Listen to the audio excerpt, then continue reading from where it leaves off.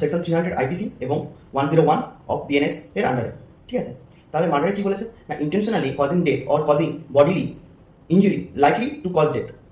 অর্থাৎ আমাদের মার্ডারের ক্ষেত্রে ইন্টেনশন থাকতে হবে, ডাইরেক্ট ইন্টেনশন থাকতে হবে যে আমরা যে কাজটা করছি এবং সেক্ষেত্রে ওই মানুষটা ওই ব্যক্তিটি মৃত্যু করতে পারে।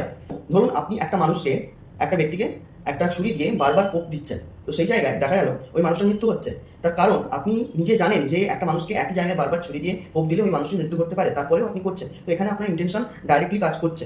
299 অফ আইপিসি এবং 100 বিএনএস। তো ওখানে কি বলছে না, causing death with the intention of causing death or bodily injury likely to cause death. অর্থাৎ এখানে ইন্টেনশন থাকতেও পারে আবার নাও থাকতে পারে। এবার একটা এক্সাম্পল দিই, যে সাপোজ আপনি আপনার এক বন্ধুকে মজার ছলে একটা আঘাত করেছেন কোথাও, এমনি পিঠে মেরেছেন, তো সে কারণে দেখা যাচ্ছে ওই আপনার বন্ধুটি মারা গেছে।